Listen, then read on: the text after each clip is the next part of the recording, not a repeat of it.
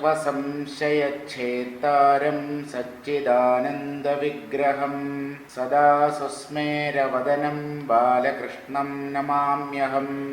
എല്ലാവർക്കും എൻ്റെ വിനീതമായ പ്രണാമം. നമ്മൾ കഴിഞ്ഞ ദിവസം വായിച്ചു നിർത്തിയ ആശയത്തിൽ നിന്ന് തന്നെ തുടങ്ങാം. ജീവന് ദുഃഖം സ്വാഭാവികമാണോ അല്ലയോ? സ്വാഭാവികമായിരുന്നു എങ്കിൽ ആ ദുഃഖത്തെ ആർക്കും ഒന്നുകൊണ്ടും നീക്കാൻ പറ്റുകയില്ലായിരുന്നു. പക്ഷേ ദുഃഖമോചനം നേടി പരമാനന്ദം അനുഭവിച്ചുകൊണ്ട് ജീവിച്ച ജ്ഞാനികൾ പലരും നമ്മുടെ ഭാരതഭൂമിയിൽ ഉണ്ടായിരുന്നു എന്നുള്ളത് തന്നെ ജീവന്റെ ദുഃഖം സ്വാഭാവികമല്ല എന്നുള്ളതിൻ്റെ ഉത്തമ ദൃഷ്ടാന്തമാണ്. ജീവന് ദുഃഖം സ്വാഭാവികമായുള്ളൂ എന്നാൽ പോകയില്ലല്ലോ, ശീലം എങ്ങനെ കളയുന്നു?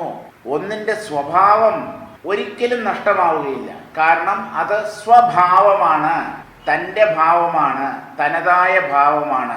അതിനെ ഒരിക്കലും ഇല്ലാതാക്കാൻ പറ്റില്ല. ഒരു വസ്തുവും വസ്തുവിൻ്റെ സ്വഭാവവും ചേർന്നേ നിൽക്കൂ. കഴിഞ്ഞ ദിവസം പറഞ്ഞ ഉദാഹരണം ഓർമ്മിക്കുക. പാവയ്ക്കയുടെ കയ്പ് അതിൻ്റെ സ്വഭാവമാണ്, പഞ്ചസാരയുടെ സ്വഭാവം മാധുര്യവുമാണ്. ഈ വസ്തുവിനെയും സ്വഭാവത്തെയും കുറച്ചുകൂടെ ശാസ്ത്രീയമായി പറഞ്ഞാൽ ഗുണിയും ഗുണവും. ഗുണം ആരുടേതോ അത് ഗുണി, വസ്തു എന്നർത്ഥം. അതിൻ്റെ സ്വഭാവം ഗുണം. ഈ ഗുണിയെയും ഗുണത്തെയും വേർതിരിക്കാൻ പറ്റില്ല. ജഡതലത്തിൽ പോലും ഇതാണ് നിയമം. പഞ്ചസാരയുടെ മാധുര്യം പഞ്ചസാരയായി ഇരിക്കുന്നിടത്തോളം കാലം നിലനിൽക്കുക തന്നെ ചെയ്യും. ഇനി പഞ്ചസാരയെ ചീനച്ചട്ടിയിലിട്ട് വറുത്ത് കരിച്ച് കരിക്കട്ടയാക്കിയാൽ പഞ്ചസാര അല്ലാതാവും, തനി കാർബണായി മാറും, കരിയായി മാറും. അപ്പോൾ അതിൻ്റെ മാധുര്യം നഷ്ടപ്പെടുകയും ചെയ്യും. പക്ഷേ അവിടെ പഞ്ചസാര അല്ലാത്ത പുതിയ ഒരു വസ്തുവായി കരിയായി മാറുകയാണ് ചെയ്യുന്നത്. അങ്ങനെ മാറിയാൽ മാധുര്യം എന്നുള്ള സ്വഭാവം അതോടുകൂടി നഷ്ടമാകും. കയ്പ് എന്ന സ്വഭാവം അല്ലെങ്കിൽ ഒരു അരുചി അതിന് കൈവരികയും ചെയ്യും. അപ്പോൾ ഈ ഗുണത്തെയും ഗുണിയെയും വേർതിരിക്കാൻ സാധ്യമല്ല. ജീവന് ദുഃഖം സ്വാഭാവികമായിട്ടുള്ള ഒന്നല്ല. അതായത് അജ്ഞാനം കൊണ്ടാണ് തൻ്റെ ആനന്ദത്തെ ജീവൻ അറിയാതിരിക്കുന്നത്. ജ്ഞാനം അംഗീകരിച്ചാൽ, ജ്ഞാനം നേടിയാൽ ആ ദുഃഖം മാറിക്കിട്ടാവുന്നതേ ഉള്ളൂ. അപ്പൊ അതിന് ഉദാഹരണം പറയുകയാണ്. കായം, ശരീരമെന്നും സാമ്പാറിലിടുന്ന കായമെന്നും നമ്മൾ അർത്ഥം പറഞ്ഞു. ആ കായത്തിൻ്റെ രസവും ഗന്ധവും, അതിൻ്റെ ഒരു കയ്പ് രസവും അതിൻ്റെ സുഗന്ധവും ഒരിക്കലും നഷ്ടമാവില്ല, കായമായി അത് തുടരുന്നിടത്തോളം കാലം. ഇതുപോലെ നമ്മുടെ ശരീരവും അല്ലെങ്കിൽ ഏതൊരു ജീവിയുടെ ശരീരവും അതിൻ്റെ ആകൃതിയും അതിൻ്റെ ശീലം എന്ന് പറഞ്ഞാൽ അതിൻ്റെ സ്വഭാവം, അതിൻ്റെ പ്രാരബ്ധം, ആ ശരീരം ഏതൊക്കെ കർമ്മങ്ങൾ ചെയ്യാൻ വേണ്ടിയാണോ രൂപപ്പെട്ടിട്ടുള്ളത്, പ്രകൃതി രൂപപ്പെടുത്തിയിരിക്കുന്നത്, അതിനെ മാറ്റിമറിക്കാൻ ആർക്കും സാധ്യമല്ല. അത് വേറെ ഒരു രീതിയിലും ഇല്ലാതാവുകയുമില്ല. ഇനി എന്തു പറയുന്നു നോക്കാം. അവസാനം വായിച്ച ആ ശ്ലോകത്തിൽ നിന്ന് വന്നാലേ അർത്ഥം പിടികിട്ടുകയുള്ളൂ. കായമാം സ്വരൂപവും ശീലമാം സ്വഭാവവും ഏകമായിരിക്കയാൽ പോകയില്ലൊന്നുകൊണ്ടും. കായമാം സ്വരൂപം, ഇവിടെ ജീവന്റെ ശരീരത്തെയാണ് കായം എന്ന് പറയുന്നത്.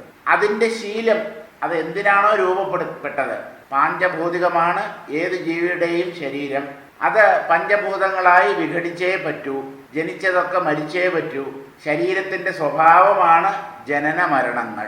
അതുപോലെ ജനിച്ചതിന് ശേഷം അത് വളരും, പരിണമിക്കും, ക്ഷയിക്കും. അവസാനമാണ് നാശം അല്ലെങ്കിൽ മരണം. അപ്പോൾ ഇതൊന്നിനെയും നമുക്ക് മാറ്റാൻ കഴിയില്ല. ജ്ഞാനിയുടെയും അജ്ഞാനിയുടെയും കായത്തിൻ്റെ സ്വഭാവം ഇത് തന്നെയാണ്. പിന്നെ എവിടം കൊണ്ടാ മാറേണ്ടത്? അപ്പൊ ശരീരത്തെ നശിപ്പിച്ചു കഴിഞ്ഞാൽ സുഖമായിരിക്കാം എന്നുള്ള തെറ്റിദ്ധാരണ നിമിത്തമാണല്ലോ ആളുകൾ ആത്മഹത്യ ചെയ്യുന്നത്. അത് അപ്പാടെ തെറ്റാണ് എന്നാണ് സ്ഥാപിക്കുന്നത്. ശരീരനാശം കൊണ്ട് ദുഃഖനാശം വരില്ല. ശാരീരികമായ ദുഃഖങ്ങൾ, ഇപ്പൊ ശരീരത്തിലുള്ള ഒരു രോഗം, അത് കാരണമുള്ള വേദന, അതിൽ നിന്ന് മോചനം ലഭിച്ചേക്കാം, അല്ലെങ്കിൽ ലഭിക്കും എന്ന് തന്നെ നമുക്ക് വിശ്വസിക്കാം. പക്ഷെ ജീവന്റെ ദുഃഖം മനസ്തലത്തിലാണ്. ആ മനസ്സ് സ്വസ്ഥമായി തീരും, ശാന്തമായി കഴിയുമെന്ന് കരുതാൻ നിർവാഹമില്ല. അപ്പോൾ ഈ സ്വഭാവവും ശീലവും അല്ലെങ്കിൽ സ്വരൂപവും സ്വഭാവവും ഒന്നുകൊണ്ടും പോകയില്ല. കാരണം അത് രണ്ടും ഏകമാണ്. ഒരു വസ്തുവിൻ്റെ വസ്തു എന്ന് പറയുന്നത് അതിൻ്റെ സ്വഭാവം കൊണ്ടാണ് മറ്റുള്ളതിൽ നിന്ന് വ്യത്യസ്തമായിരിക്കുന്നത്. അല്ലെങ്കിൽ എല്ലാം ഒന്നായി പോവില്ലേ? മനസ്സ്, ഇപ്പം നമുക്ക് എല്ലാവർക്കും ഓരോ ശരീരമുണ്ട്. ആ ശരീരങ്ങൾ വ്യത്യസ്തങ്ങളാണ്. പൊക്കം, നിറം, ഭാരം, ഇതൊക്കെ വ്യത്യസ്തങ്ങളാണ്. അങ്ങനെയാണ് പിന്നെ മുഖഛായ, ആളിനെ കണ്ട ആ രൂപമുണ്ടല്ലോ, അതൊക്കെ ഭിന്ന ഭിന്നങ്ങളായിരിക്കുന്നത് കൊണ്ടാണ് വ്യത്യസ്ത ശരീരങ്ങളെ നാം വേറിട്ട് മനസ്സിലാക്കുന്നത്. ഇനി മനസ്സിനെ നമുക്ക് കാണാൻ കഴിയില്ല, പക്ഷേ മനസ്സിലും ഉണ്ട് സ്വഭാവം. ചിലർ നല്ലവരാണ്, പലരും ദുഷ്ടന്മാരാണ്.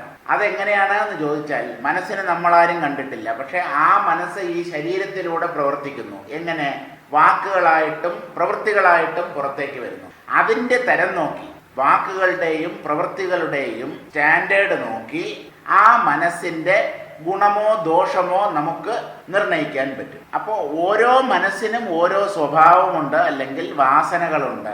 അതിൻ്റെ അടിസ്ഥാനത്തിലാണ് നമ്മൾ വ്യക്തികളുടെ സ്വഭാവത്തെ വേർതിരിക്കുന്നത്. പോകുന്നതാകിൽ സ്വരൂപം നശിച്ചെന്നേ മറ്റു പോകുന്നതില്ല സ്വഭാവം തന്നെ ഒന്നുകൊണ്ടും വെല്ലമാം സ്വരൂപത്തിൽ മധുര സ്വഭാവത്തെ തള്ളണമെങ്കിൽ വെല്ലം എപ്പേരും പോയിടണം. ഇതിന്റെ അർത്ഥം പറയാം. പോകുന്നതാകിൽ, എന്ത് പോകുന്നതാകിൽ? സ്വരൂപം അല്ലെങ്കിൽ സ്വഭാവം, ഒരു വസ്തുവിന്റെ തനതായ ഗുണം, അതിനെ മറ്റുള്ളതിൽ നിന്ന് വേർതിരിച്ച് നിർത്തുന്ന ആ സ്വഭാവം. കൈപ്പയ്ക്കാണെങ്കിൽ കയ്പ്, പഞ്ചസാരയ്ക്കാണെങ്കിൽ അതിൻ്റെ മാധുര്യം, പുളിക്കാണെങ്കിൽ അതിൻ്റെ പുളിരസം, ഉപ്പാണെങ്കിൽ അതിൻ്റെ ഉപ്പുരസം, നെല്ലിക്ക മുതലായ വസ്തുക്കൾക്കാണെങ്കിൽ അതിൻ്റെ ചവർപ്പ്, മുളക് മുതലായവയാണെങ്കിൽ അവയുടെ എരിവ്. ആ എരിവിൽ തന്നെ പലതരം എരിവുകളുണ്ട്, ഇല്ലേ? കുരുമുളകിൻ്റെ എരിവാണോ പച്ചമുളകിന്? പച്ചമുളകിൻ്റെ എരിവാണോ കാന്താരി മുളകിന്? അപ്പൊ എരിവിൽ തന്നെ പലതരമുണ്ട്. അത് അതാത് വസ്തുവിൻ്റെ തനി സ്വഭാവമാണ്, ഒരു വൈശിഷ്ട്യമാണ്. അതിനെയാണ് ഗുണം എന്ന് പറയുന്നത്. അപ്പോൾ ഒരു വസ്തുവിൻ്റെ സ്വഭാവം പോകണമെങ്കിൽ ആ വസ്തു ഇല്ലാതാകണം, ആ വസ്തു നശിപ്പിക്കപ്പെടണം. പോകുന്നതാകിൽ, ഒരു വസ്തുവിൻ്റെ സ്വരൂപം അല്ലെങ്കിൽ സ്വഭാവം പോകുന്നു എന്നൊരാൾ പറഞ്ഞാൽ, സ്വരൂപം നശിച്ചെന്യേ, അതിൻ്റെ സ്വരൂപം, ആ വസ്തു തന്നെ ഇല്ലാതായി പോയാലേ സ്വഭാവം നഷ്ടമാകും. മറ്റു പോകുന്നതില്ല. മറ്റു രീതിയിൽ ഒരു വസ്തുവിൻ്റെ സ്വഭാവം അതിനെ വിട്ട് പോകുന്നില്ല. സ്വഭാവം തന്നെ ഒന്നുകൊണ്ടും, ഒരു വസ്തുവിൻ്റെ സ്വഭാവം ആ വസ്തു നശിച്ചാലല്ലാതെ നഷ്ടമാവുകയില്ല. മറ്റൊരു തരത്തിലും ആ വസ്തുവിൽ നിന്ന് അതിൻ്റെ സ്വഭാവത്തെ അല്ലെങ്കിൽ ഗുണത്തെ, അതിൻ്റെ പ്രത്യേകതയെ നീക്കം ചെയ്യാൻ പറ്റില്ല. വീണ്ടും ഒരു ഉദാഹരണം പറയുന്നു. വെല്ലമാം സ്വരൂപത്തിൽ മധുര സ്വഭാവത്തെ തള്ളണമെങ്കിൽ സ്വാഭാവികമായുള്ള കയ്പ് നന്നായി പോകണമെങ്കിൽ ഇലകൾ പോയിടണം എന്നതുപോലെ ജീവാത്മാവിനു സ്വാഭാവികമെന്നു കൽപ്പിച്ചാലതു പുകയില്ലൊരു നാളും. ആദ്യം പറയുന്ന ഉദാഹരണം വെല്ലം. വെള്ളത്തിനെയാണോ ഈ സായിപ്പന്മാര് പറയുന്നത് പോലെ ഇവിടെ വെല്ലം എന്ന് പറഞ്ഞിരിക്കുന്നത്? അല്ല. വെല്ലം എന്നുള്ളത് തമിഴ് വാക്കാണ്. തമിഴിൽ വെല്ലം എന്ന് പറഞ്ഞാൽ മലയാളികളുടെ ശർക്കരയാണ്. വെല്ലമാം സ്വരൂപത്തിൽ മധുര സ്വഭാവത്തെ, ശർക്കര എന്ന രൂപം അല്ലെങ്കിൽ ശർക്കര എന്ന വസ്തു, ഒരു ഉരുണ്ട ശർക്കര. ആ ശർക്കരയുടെ സ്വഭാവം എന്താണ്? മധുരം. ആ മധുര സ്വഭാവത്തെ തള്ളണമെങ്കിൽ ശർക്കരയിൽ നിന്ന് അതിൻ്റെ മാധുര്യത്തെ മാത്രം നമുക്ക് വേർതിരിക്കാൻ പറ്റില്ല. അങ്ങനെ നീക്കണമെങ്കിൽ വെല്ലമെപ്പേരും പോയിടണം. ആ ശർക്കര ശർക്കരയല്ലാതാവണം. ശർക്കര നശിക്കണം. അത് നശിപ്പിക്കാൻ പല മാർഗങ്ങളുണ്ട്. തീയിലിട്ട് കഴിഞ്ഞാൽ എല്ലാം കൂടെ ആദ്യം ഉരുകി പിന്നെ കരിയായി ശർക്കര ശർക്കരയല്ലാതാവും. അപ്പോൾ അതിൻ്റെ മാധുര്യവും നഷ്ടപ്പെടും. അല്ലാതെ ശർക്കര ശർക്കരയായി നിലനിൽക്കവേ അതിൻ്റെ സ്വഭാവമായ മാധുര്യത്തെ അതിൽ നിന്ന് വേർപെടുത്താൻ സാധ്യമല്ല. വെല്ലമെപ്പേരും പോയിടണം. അത് ശർക്കര എന്ന് പറയാൻ പറ്റാത്ത വേറെ ഒന്നായി മാറണം. അതായത് ശർക്കര നശിക്കണം. അങ്ങനെയാണെങ്കിൽ ശർക്കരയുടെ സ്വഭാവമായ മാധുര്യവും അതോടൊപ്പം നഷ്ടമാകും. വസ്തുവും സ്വഭാവവും വേർതിരിക്കാൻ പറ്റാത്തവയാണ്.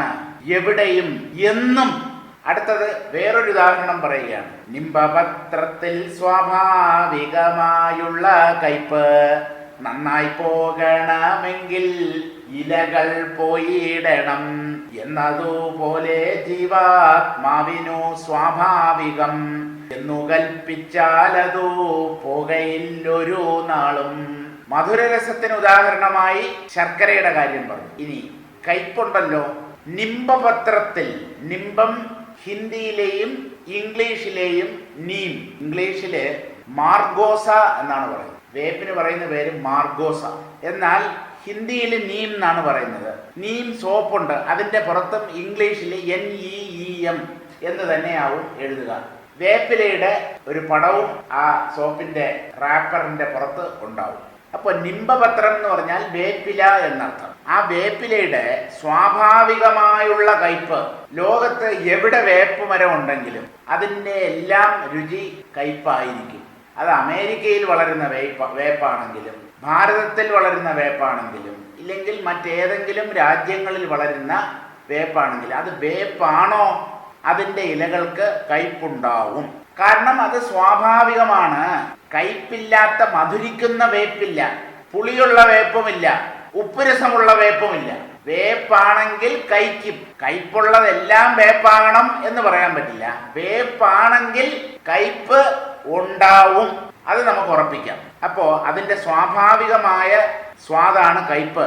നന്നായി പോകണമെങ്കിൽ, ആ കയ്പ് പൂർണ്ണമായി ഇല്ലാതാകണമെങ്കിൽ ഇലകൾ പോയിടണം.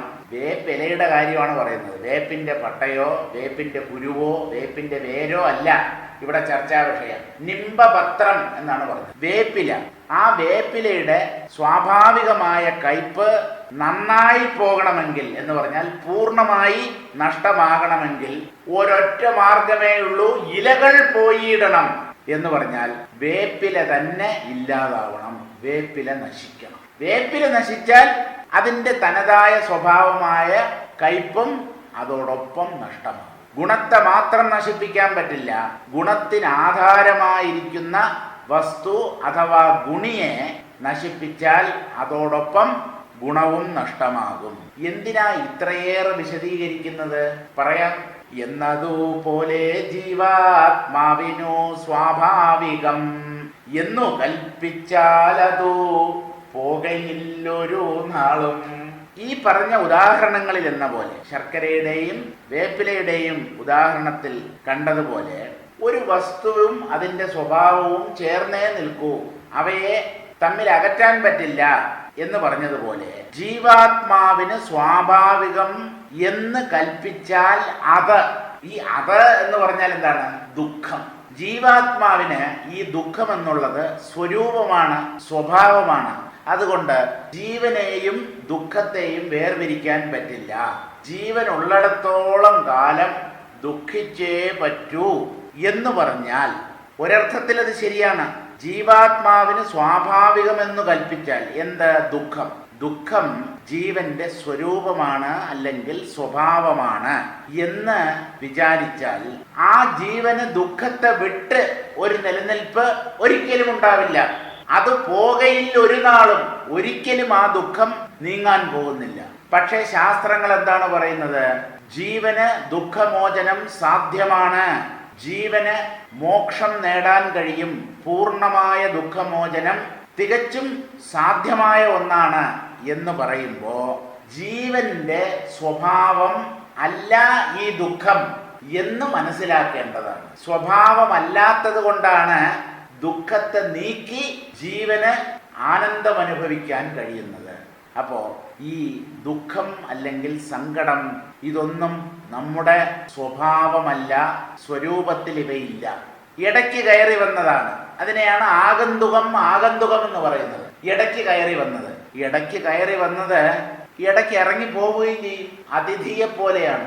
വന്നു കയറിയവൻ ആ വീട്ടുകാരനല്ല, ആ കുടുംബത്തിൽ ഉള്ളയാളല്ല, വേറൊരു കുടുംബത്തിൽ നിന്നോ വേറൊരു വീട്ടിൽ നിന്നോ വന്നയാളാണ്. അയാൾ വന്നു കയറിയതുപോലെ പൊയ്ക്കോളും. അതുപോലെ ഈ ദുഃഖം ആത്മാവിനില്ല, ജീവന്റെ സ്വഭാവമല്ല. സ്വഭാവമായിരുന്നെങ്കിൽ ആ ദുഃഖത്തെ ഒരിക്കലും അകറ്റാൻ ഈ ശാസ്ത്രങ്ങൾക്കോ ജഗദീശ്വരനോ ആർക്കും കഴിയില്ലായിരുന്നു. എന്നാൽ അങ്ങനെയല്ല, ദുഃഖമോചനം നേടിയ മഹാത്മാക്കൾ അനേകം പേരുണ്ട്. അതുകൊണ്ട് ജീവന് ദുഃഖം സ്വാഭാവികമല്ല. ഇനി ഇതിന്റെ സാരം വായിക്കാം. ശീലം മാറുന്നത് ശരീരം നശിച്ചാൽ മാത്രമാണ്. ശീലം എന്ന് പറഞ്ഞാൽ നമ്മുടെ ഹാബിറ്റ് എന്ന് നമ്മൾ പറയാറില്ലേ, ശരീരം അല്ലെങ്കിൽ മനസ്സ്, ഇവയ്ക്കാണ് ശീലങ്ങളുള്ളത്. ആ ശീലം പോകണമെങ്കിൽ ആ ശരീരം പോകണം. മറ്റു മാർഗങ്ങൾ ഉള്ളത് വിദേഹമുക്താവസ്ഥ പ്രാപിക്കൽ മാത്രമാണ്. അപ്പൊ ശരീരമുള്ളിടത്തോളം ജീവൻ ദുഃഖിച്ചേ പറ്റൂ എന്നുള്ള വാദത്തിൽ കഴമ്പില്ല. ശരീരം നശിച്ചാൽ മാത്രമാണ് ഇത് ദുഃഖം, ശാരീരിക ദുഃഖം നീങ്ങുന്നത്. എന്നാൽ ശരീരം നശിക്കുന്നതോ, ആത്യന്തികമായ ശരീരനാശം സംഭവിക്കുന്നത് വിദേഹമുക്തിയിൽ മാത്രമാണ്. അത് മോക്ഷത്തിന്റെ ജീവൻ മുക്തി എന്ന് പറയുന്നത് മോക്ഷം തന്നെ. അത് ശരീരത്തോടു കൂടെയുള്ള മോക്ഷമാണ്. അത് കഴിഞ്ഞ് ആ ശരീരം പതിച്ചു കഴിഞ്ഞാൽ വിദേഹമുക്തി, ദേഹമില്ലാത്ത മുക്തി. ദേഹവുമായി ഒരു ബന്ധവും ഇല്ലാതെ സത്യമായി ബ്രഹ്മമായി സ്ഥിതി ചെയ്യുന്നതാണ് വിദേഹമുക്തി. ആ വിദേഹമുക്തിയിൽ മാത്രമാണ് ശരീരനാശം പൂർണ്ണമാകുന്നത്. മറ്റു വിധത്തിൽ ശീലം മാറുകയില്ലെന്നും അറിയേണ്ടതാണ്. ഒരു ശരീരം ഇവിടെ നഷ്ടമായാൽ, മരിച്ചാൽ, ഈ ജീവൻ പുതിയ ഒരു ശരീരം ഉണ്ടാക്കും, അല്ലെങ്കിൽ പ്രകൃതി ജീവന് വേണ്ടി ഉണ്ടാക്കി കൊടുക്കും. അപ്പോ ഒരു മരണം കൊണ്ട്, ഒരു ശരീരനാശം കൊണ്ട് ജീവന് ശാശ്വതമായി മോക്ഷം കിട്ടി എന്ന് പറയാൻ പറ്റില്ല. വീണ്ടും ശരീരങ്ങൾ ഉണ്ടാകുന്നു. മാത്രമല്ല സ്വഭാവത്തിന് മാറ്റം വരികയും വേണം. അപ്പോ ശീലം, സ്വഭാവം ഇത് മാറണമെങ്കിൽ വസ്തു തന്നെ മാറണം. ശരീരമുള്ളിടത്തോളം ശരീരത്തിൻ്റെതായ ശീലങ്ങളും സ്വഭാവങ്ങളും ഒക്കെ അത് കാണിക്കും. അപ്പൊ അതില്ലാതാകണമെങ്കിൽ ശരീരമില്ലാതാകണം. ഇവയെ തരണം ചെയ്യണമെങ്കിൽ ശരീരത്തിലെ മധുര സ്വഭാവത്തെ തള്ളിക്കളയണം. ശരീരം ഇല്ലാതാകണമെങ്കിൽ എന്താ മാർഗം?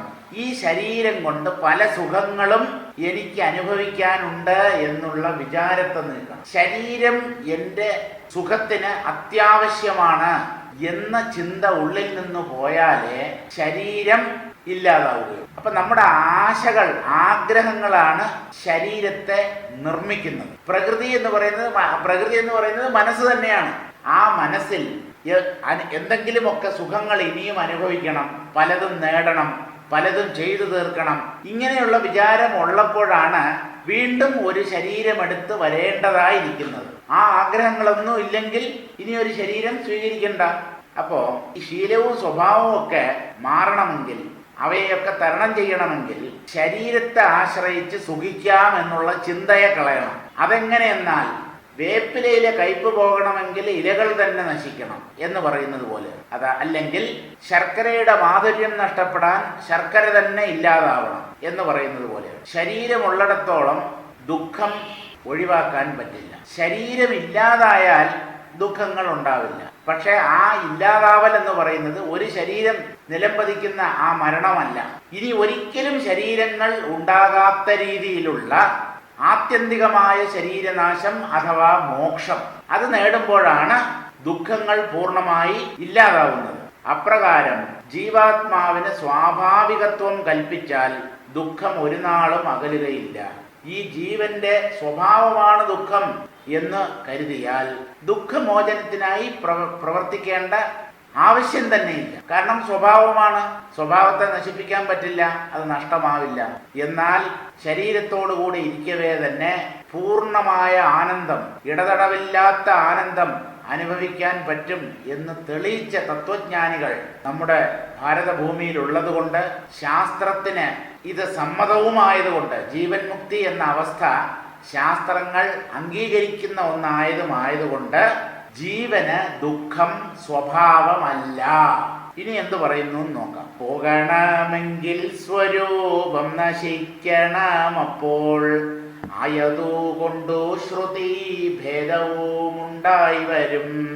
ആത്മാവോ നിത്യനെന്നും അനന്തൻ എന്നുമുള്ള താത്പര്യാർത്ഥവും വിപരീതമായി വരുമല്ലോ. പോകണമെങ്കിൽ എന്ത്? സ്വഭാവം, സ്വരൂപം, ഒരു വസ്തുവിന്റെ തനതായ ഗുണം, ആ വസ്തുവിനെ അതാക്കി നിർത്തുന്ന സ്വഭാവം പോകണമെങ്കിൽ സ്വരൂപം നശിക്കണം. അത് നമ്മൾ പറഞ്ഞതാണ്. ആ സ്വരൂപം നശിക്കണം. അപ്പോൾ ആയതുകൊണ്ട് ശ്രുതിഭേദവും ഉണ്ടായി വരും. ഇപ്പോ ഈ ജീവന്റെ സ്വഭാവമാണ് ദുഃഖം, സ്വരൂപമാണ് ദുഃഖമെങ്കിൽ ജീവനുള്ളിടത്തോളം കാലം ആ ദുഃഖം ജീവനെ പിന്തുടരും. എന്തുകൊണ്ട്? സ്വഭാവമാണ്. അങ്ങനെ ജീവന്റെ സ്വഭാവമായിരുന്നു ദുഃഖം എങ്കിൽ ശ്രുതികൾ പറയുന്നത് തെറ്റാണ് എന്ന് വരും. ശ്രുതിഭേദം, ശ്രുതികൾ അസത്യം പറയുന്നു, കള്ളം പറയുന്നു എന്ന് വരും. എന്തുകൊണ്ട്? ജീവൻ ശരീരത്തിൽ ഇരിക്കവേ തന്നെ പൂർണ്ണമായ ദുഃഖമോചനം നേടാൻ കഴിയും. അതാണ് ജീവൻ മുക്തി. അത് ശാസ്ത്രസമ്മതമായ ഒരു സംഗതിയാണ്. അപ്പോ ശരീരമുള്ളിടത്തോളം ദുഃഖിച്ചേ പറ്റൂ, അല്ലെങ്കിൽ ജീവന്റെ സ്വരൂപമാണ് ദുഃഖം എന്ന് കരുതിയാൽ ഈ ഉപനിഷത്തും അതുപോലെയുള്ള മറ്റ് ശാസ്ത്രങ്ങളും ആധ്യാത്മിക ഗ്രന്ഥങ്ങളും പറയുന്നത് കള്ളമാണ് എന്ന് വന്നു ചേരും. അത് നമുക്ക് അംഗീകരിക്കാൻ പറ്റില്ല. വേദങ്ങളാണ് അന്തിമമായ പ്രമാണങ്ങൾ. അപ്പൊ ആ ഉപനിഷത്തുകൾ പറയുന്നത് ഒരിക്കലും തെറ്റില്ല. ഈശ്വരവാണിയാണ് ഉപനിഷത്തുകൾ. അതുകൊണ്ട് നമ്മൾ സങ്കല്പിച്ചതാണ് തെറ്റ്. അതായത് ജീവന്റെ സ്വരൂപം അല്ലെങ്കിൽ സ്വഭാവമാണ് ദുഃഖം എന്ന് കരുതിയല്ലോ, ആ ധാരണയാണ് തിരുത്തി എഴുതപ്പെടേണ്ടത്.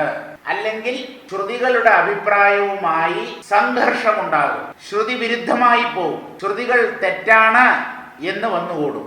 അത് സമ്മതമല്ല, സ്വീകാര്യമല്ല എന്നുള്ളത് കൊണ്ട് ജീവന്റെ സ്വരൂപം ദുഃഖം അല്ല എന്ന് തീരുമാനിക്കുന്നു.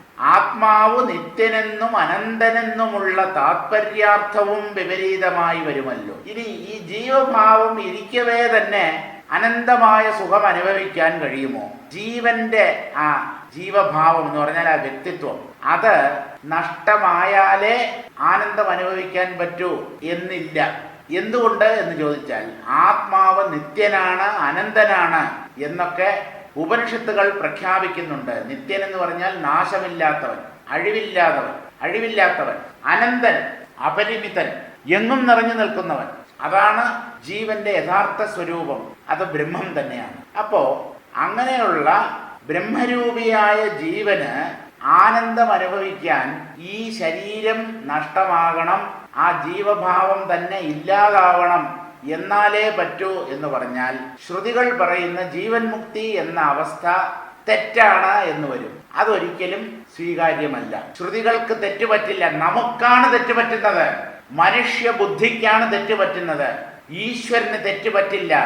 ഈശ്വരതുല്യരായ ഋഷികളുടെ വാക്ക് പിഴക്കില്ല. അതുകൊണ്ട് ശരീരവും ജീവഭാവവും ഉള്ളപ്പോൾ തന്നെ ദുഃഖമോചനം സാധ്യമാണ്. ഈ തീരുമാനത്തിൽ വേണം നാം ഓരോരുത്തരും ചെന്നെത്താൻ. ശ്രുതികൾ തെറ്റാണ്, ശ്രുതികൾ പറഞ്ഞത് അബദ്ധമാണ് എന്ന് പറഞ്ഞാൽ ആ പ്രസ്താവനയാണ് അബദ്ധമാവുന്നത്, അല്ലാതെ ശ്രുതികൾക്ക് അബദ്ധം സംഭവിക്കുകയില്ല. ദുഃഖങ്ങളെല്ലാം അന്തഃകരണധർമ്മമെന്ന് വൃത്തിജ്ഞാനേന വിചാരിച്ചു കണ്ടറിയുമ്പോൾ ആത്മാവിലില്ല ദുഃഖം ഉണ്ടെന്നു തോന്നുന്നതും ആത്മാവെ മനസ്സറിഞ്ഞിടുന്നീലതു മൂലം ഉള്ളതു പോകയില്ലെന്നുള്ളതു ബോധിപ്പാനായി ഉള്ളു ഞാൻ പറഞ്ഞിടാം, ഇനിയും കേട്ടുകൊള്ളുക. വളരെ സൂക്ഷ്മമായ ഒരു കാര്യമാണ് ഈ വരികളിൽ ചർച്ച ചെയ്യപ്പെടുന്നത്. ദുഃഖങ്ങളെല്ലാം അന്തഃകരണധർമ്മമെന്ന് വൃത്തിജ്ഞാനേന വിചാരിച്ച് കണ്ടറിയുമ്പോൾ എന്താണ് ഇതിന്റെ അർത്ഥം? മനുഷ്യരുടെ ത്രിവിധ താപങ്ങൾ അല്ലെങ്കിൽ ജീവന്മാരുടെ 3 തരത്തിലുള്ള ദുഃഖങ്ങൾ, ആധ്യാത്മികം, ആദി ഭൗതികം, ആദി ദൈവികം, ഇങ്ങനെയുള്ള താപത്രയങ്ങൾ എല്ലാം താപങ്ങളെ 3ആയി തിരിച്ചിട്ടുണ്ടെങ്കിലും ആ ഓരോ വിഭാഗത്തിലും എണ്ണിയാലൊടുങ്ങാത്തത്ര ദുഃഖങ്ങളുണ്ട്. ദുഃഖങ്ങളുടെ സ്വഭാവത്തെ അടിസ്ഥാനമാക്കിയാണ് 3ആയി തരംതിരിച്ചത്. പക്ഷെ അതിൽ തന്നെ പല പല ഗ്രേഡുകളുണ്ട്. ദുഃഖത്തിൽ തന്നെ പല പല നിലകളുണ്ട്, പല തരത്തിലുള്ള ദുഃഖങ്ങൾ. ആ ദുഃഖങ്ങളെല്ലാം അന്തഃകരണധർമ്മമെന്ന് മനസ്സ് ജനിപ്പിക്കുന്നതാണ്. മനസ്സാണ് സുഖദുഃഖങ്ങളെ ഉണ്ടെന്നറിയുന്നത്. ആ മനസ്സറിയുന്ന സുഖവും ദുഃഖവും ഒരുപോലെ മിഥ്യയാണ്. അത് അന്തഃകരണധർമ്മങ്ങളാണ്. മനസ്സിന് തോന്നുന്ന വെറും ഭ്രമമാണ് സാപേക്ഷങ്ങളായ സുഖദുഃഖങ്ങൾ രണ്ടും. എന്ന് വൃത്തിജ്ഞാനേന. വൃത്തിജ്ഞാനം എന്ന് പറഞ്ഞാൽ ഞാൻ ആത്മാവാണ്, ശരീര മനോബുദ്ധികൾക്കെല്ലാം അതീതമായി നിൽക്കുന്ന കേവല ചൈതന്യമായ ബ്രഹ്മമാണ് ഞാൻ. ആ ബ്രഹ്മവൃത്തി നിരന്തരം ഉള്ളിൽ പ്രകാശിക്കുമ്പോൾ തനിക്ക് യാതൊന്നുമായിട്ടും ബന്ധമില്ല എന്നറിയാറാകും. ആ ബ്രഹ്മവിചാര, അതാണ് ബ്രഹ്മവൃത്തി. ആ വൃത്തിജ്ഞാനത്താൽ വിചാരം ചെയ്ത് കണ്ടറിയുമ്പോൾ എന്ന് പറഞ്ഞാൽ അനുഭവിച്ചറിയുമ്പോൾ, കാണുക എന്ന് പറഞ്ഞാൽ നോക്കി എന്നല്ല, സാക്ഷാത്തായി ബ്രഹ്മത്തെ നിരന്തരമായ അനുസന്ധാനത്തിലൂടെ ബ്രഹ്മവൃത്തിയിലൂടെ സാക്ഷാത്കരിക്കുമ്പോൾ എന്നർത്ഥം. അതാണ് വൃത്തിജ്ഞാനേന വിചാരിച്ച് കണ്ടറിയുമ്പോൾ. എന്തു മനസ്സിലാകും? ആത്മാവിനില്ല ദുഃഖം. ഈ ആത്മാവിന് എന്ന് പറഞ്ഞാൽ എൻ്റെ ഉള്ളിലെ ഞാൻ എന്ന് പ്രകാശിക്കുന്ന ആ ചൈതന്യത്തിന് ദുഃഖമില്ല എന്ന് ബോധ്യമാകും. ഉണ്ടെന്ന് തോന്നുന്നതും പിന്നെ ആ ദുഃഖം ഉണ്ട് എന്ന് ഞാൻ അനുഭവിച്ചതോ അതെന്റെ തോന്നൽ മാത്രമായി. യഥാർത്ഥത്തിൽ എന്നിൽ ഒരു ദുഃഖ കണിക പോലുമില്ല, ദുഃഖത്തിന്റെ കണിക പോലും എൻ്റെ ആനന്ദ സ്വരൂപത്തിലില്ല. ഉണ്ട് എന്ന് എനിക്ക് തോന്നിയത്, ഞാൻ അനുഭവിച്ചു എന്ന് പറയുന്ന ആ ദുഃഖം വെറും തോന്നൽ മാത്രമായിരുന്നു. അതിൽ വലിയ കഴമ്പില്ല. സ്വപ്നത്തിൽ സുഖവും ദുഃഖവും അനുഭവിക്കുന്നില്ലേ? ഉണർന്നെഴുന്നേറ്റാൽ ഒക്കെ കള്ളം, പച്ചക്കള്ളം, ഒന്നും സംഭവിച്ചിട്ടില്ല. ആ സുഖം സുഖവുമല്ല, ദുഃഖം ദുഃഖവുമല്ല. ഏത്? സ്വപ്നത്തിൽ അനുഭവിച്ച സുഖം സുഖമല്ല, ദുഃഖം ദുഃഖവുമല്ല. രണ്ടും കള്ളമായിരുന്നു. ഇതുപോലെയാണ് ഒരു ആത്മജ്ഞാനി അജ്ഞാനദശയിൽ താൻ അനുഭവിച്ച സാപേക്ഷങ്ങളായ സുഖദുഃഖങ്ങളുടെ മിഥ്യാത്വം ബോധ്യപ്പെട്ട് അറിയുന്നത്. ആത്മാവിനില്ല ദുഃഖം, ഉണ്ടെന്ന് തോന്നുന്നതും യഥാർത്ഥത്തിൽ ദുഃഖമില്ല, പക്ഷെ ദുഃഖം അനുഭവിക്കുന്നതായി തോന്നുന്നു. ഏതുപോലെ? സ്വപ്നത്തിൽ എന്ന പോലെ. അത് വെറും തോന്നലാണ്, മിഥ്യയാണ് എന്ന് തള്ളിക്കളയുകയാണ് ഒരു ആത്മജ്ഞാനി ചെയ്യുന്നത്. ആത്മാവെ മനസ്സറിഞ്ഞിടുന്നില്ല. അതുമൂലം ഈ ആത്മാവിനെ, സർവസാക്ഷിയായ ആത്മാവിനെ മനസ്സിനറിയാൻ പറ്റില്ല.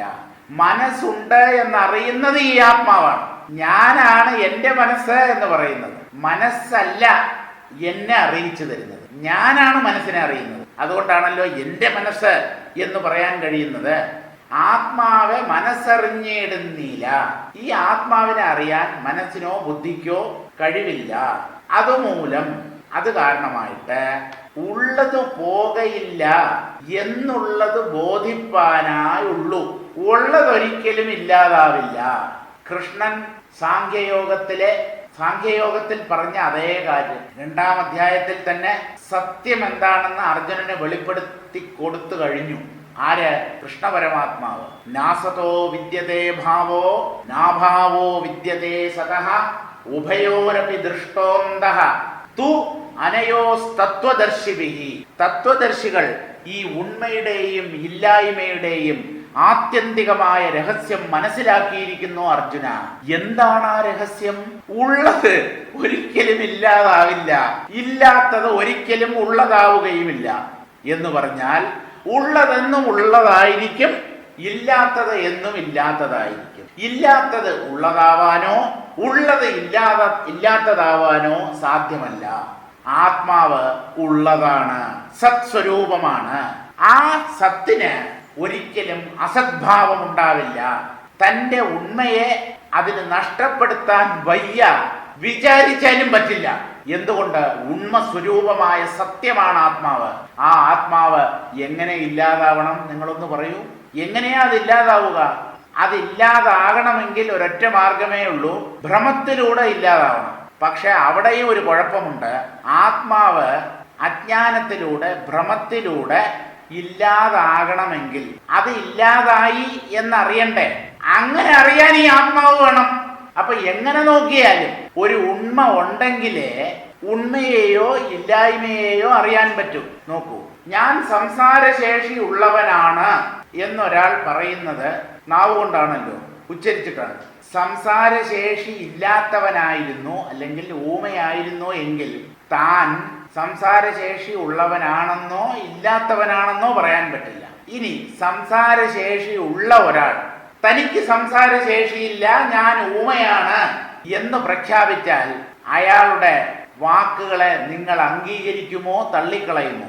ഇപ്പൊ ഞാൻ തന്നെ പറയുകയാണ്, നിങ്ങളോട് സംസാരിച്ചു കൊണ്ടിരിക്കുന്നത് ഒരു ഊമയാണ് എന്ന് പറഞ്ഞാൽ നിങ്ങൾ എന്താ പറയുന്നത്? വിഡ്ഢിത്തം. ഊമ എങ്ങനെയാണോ സംസാരിക്കുക? താൻ തരക്കേടില്ലാതെ സംസാരിക്കുന്നുണ്ടല്ലോ. ഒരുവിധം കേൾക്കുന്നവർക്ക് മനസ്സിലാകുന്ന രീതിയിൽ കാര്യങ്ങളെ അവതരിപ്പിക്കാൻ എനിക്ക് കഴിയുന്നു എന്നുള്ള ഒരു വിശ്വാസം എനിക്കുണ്ട്. അത് തന്നെ ആയിരിക്കും നിങ്ങളുടെയും അഭിപ്രായം എന്ന് ഞാൻ കരുതുന്നു. അപ്പോ എൻ്റെ മനസ്സിലുണ്ടാകുന്ന ആശയങ്ങളെ ഞാൻ വാക്കുകളിലൂടെ പ്രകടിപ്പിക്കുന്നു എന്നുള്ളത് തന്നെ ഞാൻ ഊമയല്ല എന്നുള്ളതിൻ്റെ തെളിവാണ്. ഇനി ഞാൻ ഏതെങ്കിലും ദേവസന്നിധിയിൽ ഞാൻ ഊമയാണ്, സത്യമായിട്ടും ഞാൻ ഊമയാണ്, ഞാൻ ഉറക്കെ എല്ലാവരും കേൾക്കെ ഞാനിതാ ദൈവസന്നിധിയിൽ സത്യം ചെയ്യുന്നു, ഞാൻ ഊമയാണ് എന്ന് ശപഥം ചെയ്താലും നിങ്ങൾ ആരും അംഗീകരിക്കാൻ പോകുന്നില്ല. കാരണം ഞാൻ കള്ളസത്യം ചെയ്യുന്നു. കാരണം ഊമ സംസാരിക്കില്ല. ഞാൻ ഊമയാണെന്ന് ഏതൊക്കെ സന്നിധിയിൽ, ഏതൊക്കെ ഈശ്വര സന്നിധിയിൽ ചെന്ന് സത്യം ചെയ്താലും ആ സത്യം ചെയ്യാൻ ഞാൻ വാക്കുകളെ ഉപയോഗിക്കുന്നു. ഞാൻ ആ വാക്കുകളെ പറഞ്ഞുകൊണ്ടാണ് ഈ സത്യം ചെയ്യുന്നത് എന്നുള്ളത് തന്നെ ഞാൻ കള്ളമാണ് പറയുന്നത് എന്നുള്ളത് വ്യക്തമാകുന്നു. ഇങ്ങനെ ആത്മാവ് ഉണ്ട് എന്ന് പറയാനും ആത്മാവില്ല എന്ന് ആത്മാവിനെ നിഷേധിക്കാനും ആത്മാവിന് മാത്രമേ കഴിയൂ. ജഡത്തിന് ആത്മാവിനെ ഉണ്ടെന്നും പറയാൻ പറ്റില്ല, ഇല്ലെന്നും പറയാൻ പറ്റില്ല. കാരണം അറിവ്, അനുഭവം ജഡത്തിനില്ല. ആ അറിവ് അല്ലെങ്കിൽ അനുഭവം ആത്മാവിന് മാത്രമേ ഉള്ളൂ. അതുകൊണ്ട് ആത്മാവ് ഉണ്ടെന്നോ ഇല്ലെന്നോ പറയാൻ ആത്മാവിന് മാത്രമേ കഴിയൂ. ആ ആത്മാവ് ഉള്ളതാണ്, അതിന് ഒരിക്കലും ഇല്ലാതാകാൻ പറ്റില്ല എന്നതുകൊണ്ട് ആത്മാവ് അനശ്വരമാണ്. ആത്മാവ് മനസ്സറിഞ്ഞിടുന്നില്ല, അതുമൂലം ഉള്ളത് പോകയില്ലെന്നുള്ളത് ബോധിപ്പാനായി മനസ്സിന്റെ അസ്തിത്വത്തെയും അഭാവത്തെയും ആത്മാവ് അറിയിച്ചു തരുന്നു. എന്നാൽ ആത്മാവിന്റെ അസ്തിത്വത്തെ, അതിന് അഭാവമില്ല, ആത്മാവിനെന്നും ഉണ്മ മാത്രമേ ഉള്ളൂ. ഈ ആത്മാവിന്റെ ഉണ്മയെ മനസ്സോ ബുദ്ധിയോ അറിയിച്ചു തരുന്നില്ല.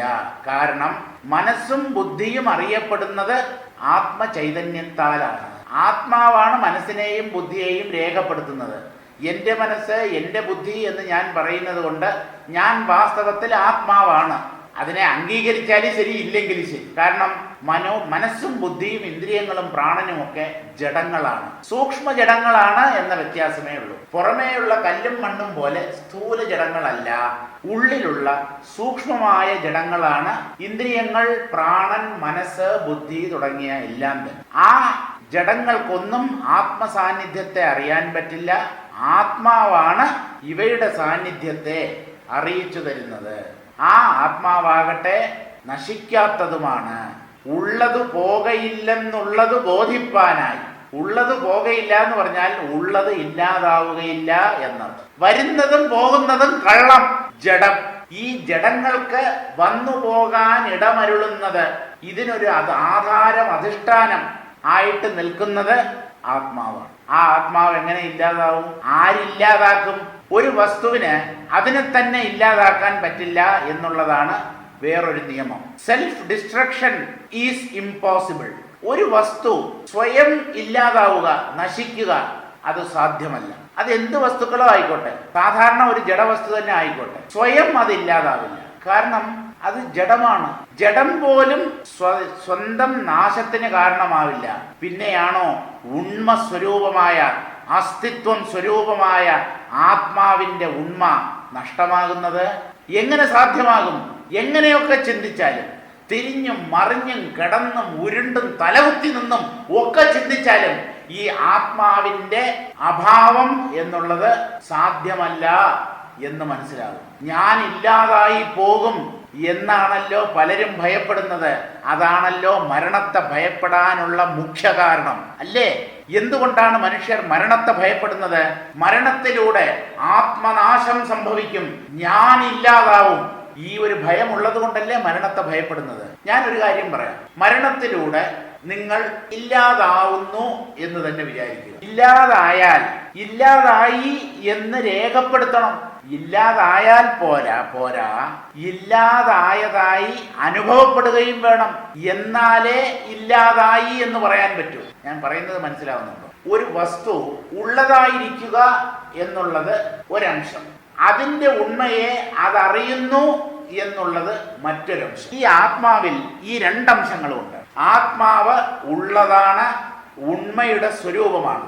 ഇനി തൻ്റെ ഉണ്മയെ അത് സ്വയം അറിയുന്നു, അതാണ് ചിത്ത് എന്നതുകൊണ്ട് ഉദ്ദേശിക്കുന്നത്. ചൈതന്യം താൻ ഉള്ളതായിരിക്കുന്നു എന്ന് മാത്രമല്ല, തൻ്റെ ഉണ്മയെ താൻ സ്വയം അറിയുകയും ചെയ്യുന്നു.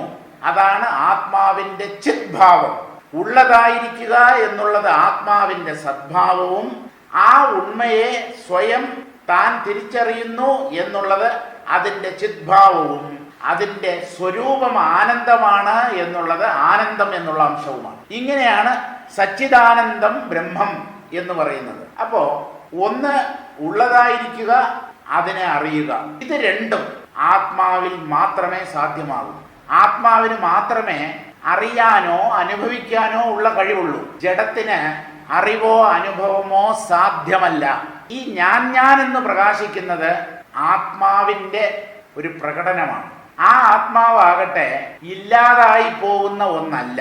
അങ്ങനെയാണെങ്കിൽ ഈ ഞാൻ ഇല്ലാതായി പോവും, ഇല്ലെങ്കിൽ ഇല്ലാതായി പോയി എന്ന് രേഖപ്പെടുത്താൻ ഒരാളില്ലെങ്കിൽ ആ ഇല്ലാതാവൽ എങ്ങനെ അംഗീകരിക്കാൻ പറ്റും? ഒന്ന് ആലോചിച്ച് നോക്കൂ. ഞാൻ ഉണ്ട് എന്ന് ഞാൻ അറിയുന്നു, അനുഭവിക്കുന്നു. അതുകൊണ്ടാണല്ലോ ഞാൻ ഉള്ളവനാണ് എന്ന് പറയാൻ പറ്റുന്നത്, അല്ലെങ്കിൽ ജീവിച്ചിരിക്കുന്നവനാണ് എന്ന് പറയുന്നത്. അപ്പോൾ ജീവിച്ചിരിക്കുന്നത് വേറെ, ജീവിച്ചിരിക്കുന്നു എന്ന് ഞാൻ അറിയുന്നത് വേറെ. ഇത് രണ്ടും സംഭവിക്കണമെങ്കിൽ ഞാൻ വേണം. ഞാനാകുന്ന ചൈതന്യം ഇത് രണ്ടിനെയും രേഖപ്പെടുത്തണം. ഇതുപോലെ ഞാൻ മരണത്തിലൂടെ ഇല്ലാതാവും, ആയിക്കോട്ടെ. പക്ഷെ അതുകൊണ്ട് മാത്രം കാര്യം നടക്കില്ല. എന്തുകൊണ്ട്? ഞാൻ ഇല്ലാതാവുന്നത് ഒരംശം മാത്രമേ ആവുന്നുള്ളൂ. ഞാൻ ഇല്ലാതായി എന്ന് അറിയപ്പെടുകയും വേണം, എന്നാലേ ആ നാശം പൂർണ്ണമാവൂ. അപ്പൊ ഞാൻ ഇല്ലാതായി എങ്കിൽ, അതായത് മരണത്തിലൂടെ എൻ്റെ വ്യക്തിത്വം, ഞാൻ എന്ന ആൾ മരിച്ചുപോയി, എന്നേക്കുമായി ഇല്ലാതായി പോയി. അങ്ങനെ കരുതിയാൽ അതുകൊണ്ട് മാത്രം ആ നാശം പൂർണ്ണമാവില്ല. അങ്ങനെ ഞാൻ ഇല്ലാതായി എന്ന് ആരെങ്കിലും രേഖപ്പെടുത്തണം. അത് മറ്റൊരാൾക്കും രേഖപ്പെടുത്താൻ പറ്റില്ല. കാരണം താൻ നശിച്ചു എന്ന് താൻ തന്നെയാണ് പറയേണ്ടത്. ഞാൻ ഇല്ലാതായി എന്ന് രേഖപ്പെടുത്തേണ്ടത് ഞാൻ തന്നെയാണ്. ഞാൻ ഇല്ലാതായി എന്ന് രേഖപ്പെടുത്താൻ ഞാൻ ഉണ്ടാവണം. അങ്ങനെ നോക്കിയാൽ ഞാൻ മരിച്ചു എന്ന് പറയാൻ ഒരു ഞാൻ അവിടെ ഉണ്ടാവണം. അങ്ങനെ ഒന്ന് അവിടെ ബാക്കി വരുന്നെങ്കിൽ അത് തന്നെയാണ് ആത്മാവ്, അത് നശിച്ചിട്ടില്ല എന്നാണ്. സംഭവം ലളിതമാണ്. ഞാൻ ഈ വാക്കുകൾ കൊണ്ട് കസർത്ത് കാണിക്കുന്നു എന്ന് വിചാരിക്കരുത്. ലളിതമാണ്. തൻ്റെ ഉണ്മയെ അനുഭവിച്ചിട്ടാണ് ആത്മാവ് ഉള്ളതായിരിക്കുന്നത്. അതുപോലെ അത് ഇല്ലാതാകണമെങ്കിൽ അതിൻ്റെ ഇല്ലായ്മയെ അത് അനുഭവിക്കണം, അറിയണം, രേഖപ്പെടുത്തണം. ആത്മാവിൻ്റെ ഇല്ലായ്മയെ ജഡത്തിന് രേഖപ്പെടുത്താൻ കഴിയില്ല. കാരണം അതിന് ഒരനുഭവവും ഇല്ലല്ലോ. അപ്പോൾ ഈ ആത്മാവിൻ്റെ ഇല്ലായ്മ അല്ലെങ്കിൽ ആത്മനാശത്തെ ആത്മാവ് തന്നെ രേഖപ്പെടുത്തിയാലേ പറ്റൂ. പക്ഷെ അങ്ങനെ രേഖപ്പെടുത്താൻ ഒരാത്മാവുണ്ടെങ്കിലേ പറ്റൂ. അതിൻ്റെ അർത്ഥം ആ ആത്മാവ് നശിച്ചിട്ടില്ല, മരിച്ചിട്ടില്ല എന്നല്ലേ അർത്ഥം. ഇങ്ങനെ നോക്കിയാൽ നമ്മൾ ഓരോരുത്തരും അമരമായ ആത്മതത്വമാണ്. നമുക്ക് നാശമില്ല, മരണമില്ല. അതാണ് അന്തിമമായ സത്യം. വേദാന്തം പറഞ്ഞ് മനസ്സിലാക്കി തരാൻ ശ്രമിക്കുന്നതും ഈ ഒരു സത്യത്തെയാണ്. അതുകൊണ്ട് നമ്മളാരും നശിക്കില്ല, മരിക്കുന്നില്ല, മരിക്കാൻ ഒക്കില്ല. അനശ്വരതയാണ് നമ്മുടെ സ്വരൂപം. അനശ്വരത ഒരിക്കലും നശ്വരതയ്ക്ക് വഴിമാറുകയില്ല. ഉള്ളത് എന്നും ഉള്ളതായി തന്നെ തുടരും. എന്താണ് ഈ ഉള്ളത്? ഇപ്പോ ഉണ്മ അനുഭവിക്കുന്നതാണ് യഥാർത്ഥത്തിലുള്ളത്. സ്വതന്ത്രമായ ഉണ്മ ആത്മാവിന് മാത്രമേ ഉള്ളൂ. എൻ്റെ അനുഭവ മണ്ഡലത്തിൽ ഒന്നിനെ ഉണ്ടെന്നോ ഇല്ലെന്നോ രേഖപ്പെടുത്തുന്നത് ഞാനാണ്. ആ ഞാനാണ് എന്തിനേയും രേഖപ്പെടുത്തുന്നത്. അത് ഉണ്മയുടെ അനുഭവമാണ്, അല്ലെങ്കിൽ പ്രകടനമാണ്. ആ പ്രകടനം ഒരിക്കലും ഇല്ലാതാവില്ല. പ്രകടനം ഒരുപക്ഷെ ഇല്ലാതാവാം എന്ന് പറഞ്ഞാൽ ഞാൻ എന്ന ഭാവം, അഹങ്കാരം ഒരുപക്ഷെ ഇല്ലാതാവാം. അത് ഇല്ലാതാവുന്നതാണ് ജ്ഞാനം അല്ലെങ്കിൽ മോക്ഷം. പക്ഷേ ആ പ്രകടനം മാത്രമാണ് ഇല്ലാതാവുന്നത്. ആ പ്രകടനത്തിന് കാരണമായ സദ്വസ്തു ഇല്ലാതാവുന്നില്ല. അതുകൊണ്ട് അഹങ്കാരം നശിച്ചാലും എന്നിലെ യഥാർത്ഥ ഞാൻ, ആ ആത്മതത്വം നശിക്കുന്നില്ല, മരിക്കുന്നില്ല. ഇതിനെയാണ് ദുർഗാനന്ദ സ്വാമി ഞാൻ ഭാവം താൻ ഭാവം എന്ന് ആവർത്തിച്ചു പറയുന്നത്. ഞാൻ ഭാവമാണ് പൊന്തുകയും മറയുകയും ചെയ്യുന്നത്. അതിന് ആധാരമായി നിൽക്കുന്ന ഉണ്മയായ ആത്മാവാണ് യഥാർത്ഥ താൻ. ആ താൻ നാശമില്ലാത്തവനാണ്. ആ താനിൽ പൊന്തി മറയുന്നതാണ് ഈ ഞാൻ ഭാവം. ആ ഞാനാണ് മരിച്ചുപോകും എന്ന് ഭയപ്പെടുന്നത്. അത് വെറും കള്ളം. ദിവസേന മരിക്കുന്നവനാണ് ഈ ഞാൻ. എന്ത്? ഞാൻ എന്ന അഹംഭാവം. ഉറക്കത്തിൽ എന്താ? ആശാന്റെ പൊടി പോലുമില്ല, മിൽക്കാന പോലെ അലിഞ്ഞുപോയി. ഞാൻ ഭാവം അമർന്നു പോകുന്ന അവസ്ഥയാണ് ഉറക്കം, ഗാഠനിദ്ര. ആ ഗാഠനിദ്രയിൽ അഹങ്കാരത്തിന്റെ കണിക പോലുമില്ല. പക്ഷേ ഞാനാകുന്ന ഉണ്മയ്ക്ക് ഒരു പോറല് പോലും ഏൽക്കുന്നില്ല. അടുത്ത ദിവസം ഈ ഉറങ്ങിയ ആൾ ഒരു പരിക്കും കൂടാതെ, ഒരു വൈകല്യവും സംഭവിക്കാതെ പൂർണ്ണമായി പണ്ടത്തെ പോലെ തന്നെ ഉണർന്നു വരുന്നു. ആ ഉണർന്നു വരുന്നതാണ് നമ്മിലെ യഥാർത്ഥ ഞാൻ അഥവാ താൻ. ആ താനാണ് ആത്മാവ്. അതിനോടുകൂടെ ചേർന്ന് നിന്ന് പ്രകാശിക്കുന്ന അല്പമായ ഒരു നിഴലാണ് ഈ അഹങ്കാരം അല്ലെങ്കിൽ ജീവഭാവം. ആ ജീവഭാവത്തിന് മാത്രമാണ് ജനനവും മരണവും ഉള്ളത്. ആത്മാവിന് ജനന മരണങ്ങളില്ല. ഇതിന്റെ സാരം കൂടെ വായിച്ചിട്ട് നമുക്ക് ഇന്നത്തേക്ക് നിർത്താം. ദുഃഖം പോകണമെങ്കിൽ അതിനു മുമ്പ് ഉള്ളത് പോകയില്ലെന്നുള്ളത് ബോധിപ്പാനായി ഉള്ളൂ. നമുക്ക് അറിയേണ്ടത് ഇത്ര മാത്രമേ ഉള്ളൂ. ഉള്ളത് ഇല്ലാതാവുന്നില്ല, ഇല്ലാത്തത് ഉണ്ടാവുന്നുമില്ല.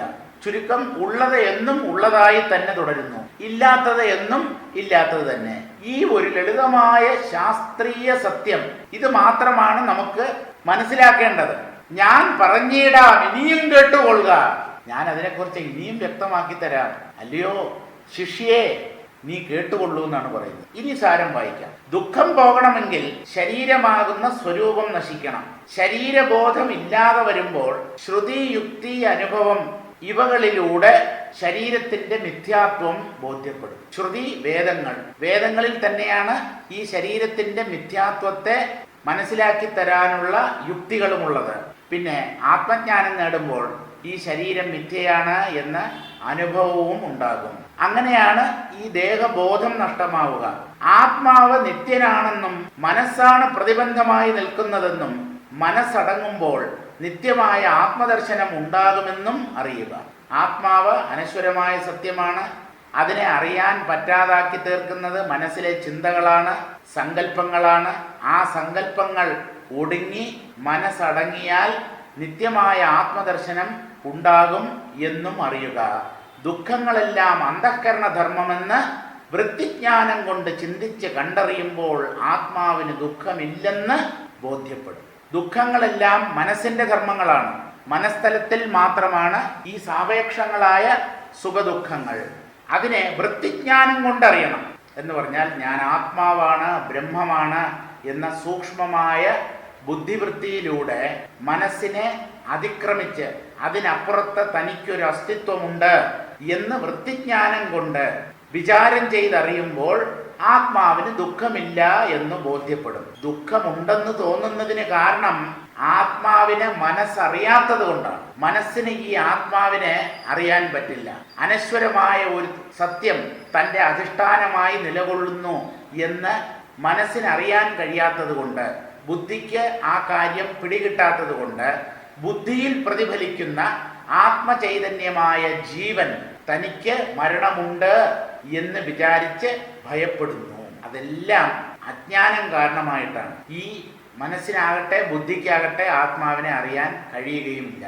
അതുകൊണ്ട് ഈ തലങ്ങളെ നാം തത്വവിചാരത്തിലൂടെ അതിക്രമിക്കുമ്പോൾ മാത്രമാണ് ആത്മാവിൻ്റെ അസ്തിത്വം നമുക്ക് സിദ്ധാന്തപരമായിട്ടെങ്കിലും പിടികിട്ടുന്നത്. ഉള്ള വസ്തു നശിക്കുകയില്ല. ആത്മാവ് മാത്രമാണ് ഇവിടെ യഥാർത്ഥത്തിലുള്ളത്. മറ്റുള്ളതെല്ലാം മിഥ്യ.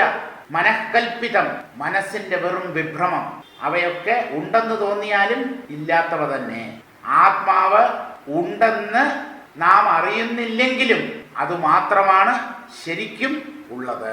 അപ്പൊ അതിനെക്കുറിച്ച് ഇനിയും വിശദീകരിക്കാം, കേട്ടുകൊള്ളൂ എന്ന് പറഞ്ഞാണ് തൽക്കാലം നമ്മൾ ഇവിടെ അവസാനിപ്പിക്കാൻ ഉദ്ദേശിക്കുന്നത്. തുടർന്നുള്ള പദ്യങ്ങൾ അടുത്ത ക്ലാസ്സിൽ വായിക്കാം.